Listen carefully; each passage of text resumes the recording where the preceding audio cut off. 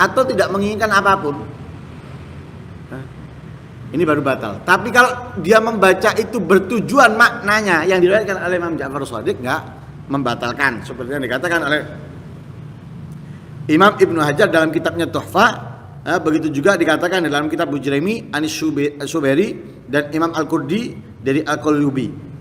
Bahkan pendapat yang muktamad tidak batal secara mutlak, atau tidak batal dalam gambaran mutlak.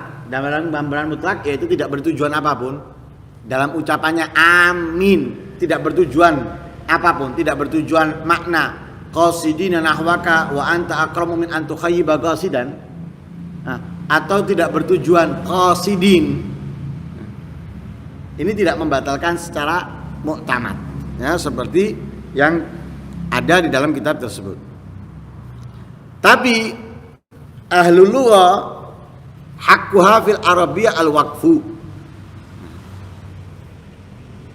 Kewajibannya dalam bahasa Arab itu al-waqfu. Amin, ya. Li'annaha bimanzilatil aswat. Fa idza wasalaha, kalau Fatihah kalau amin ini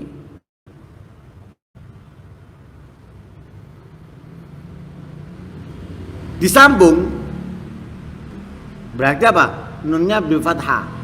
Amina. Nunnya fathah. Karena ini dalam bahasa ini kita lepas dari yang tadi. Kalau tadi bahasanya sudah seperti itu. Nah, la amin ini dibaca dengan sukun nunnya. Amin atau amin atau amin atau amin dengan bahasa yang ada, yaitu nunnya sukun. Itu haknya nun dalam pengucapan amin sukun. Lah sukun itu kedudukannya seperti apa? Suara. Ya, suara kalau bahasa anunya itu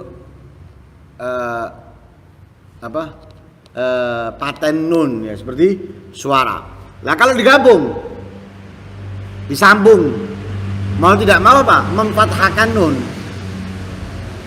Kalau disambung memfathahkan nun. Kenapa? Karena nggak mungkin bertemunya dua sukun. Dalam bahasa Arab itu jarang dan nggak akan mungkin bertemu dua sukun dalam kalimat.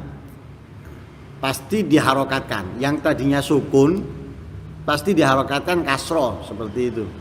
Nah, contoh lam yakun alladzina.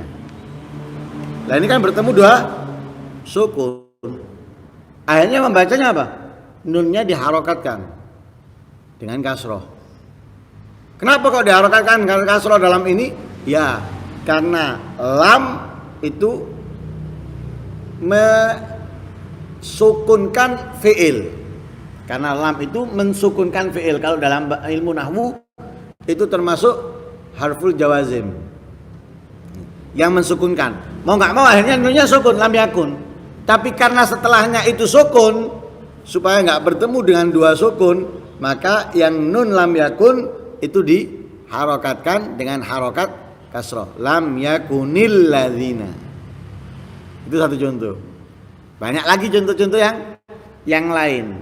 Lah karena itu kalau disambung dengan kalimat setelahnya, mau nggak mau nunnya di fathah.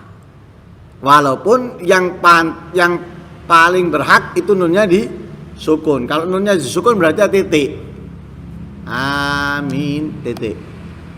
Baru membaca. Kalau enggak, akhirnya menyambung dengan setelahnya, mau enggak mau menfathahkan nun. Sebagaimana berfathahnya aina dan kaifa. Enggak dikasrohkan. Nah, aina dalam bahasa Arab, kaifa. Ini enggak mungkin bisa kasroh. Fathah. Amin juga gitu, nggak mungkin bisa kasroh, selalu fathah. Jadi amin nunnya itu selalu berharokatkan fathah, sebagaimana aina dan kaifa nggak mungkin dikasrohkan. Kenapa kok nunnya amin itu selalu fathah, nggak bisa dirubah dengan kasroh, karena sulit mengkasrohkan sesuatu setelah ya. Setelahnya ya, ada ya sukun. Amin itu ada ya sukun sebelum nun. Lah kalau dikasrohkan itu menyulitkan untuk dilafatkan.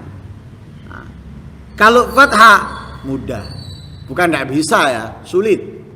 Lebih ringan fathah daripada kasroh.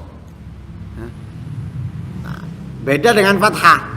Kalau sebelumnya ya fathah mudah dikasrohkan. Alladzaini, ya. Kamilaini, mudah. Tapi kalau sebelumnya kasroh dikasrohkan setelahnya sulit. Sulit. Kamilini kan lebih sulit dalam pengucapan. Fahadha mukhtasaru ma yata'allaqu bilafzi amin. Nah, ini adalah ringkasan yang berhubungan dengan lafaz kata amin. Wa qad basatul qala fi bisyawahid wa ziyadatil aqwal fi kitab tahdzibil asma' wal lughat.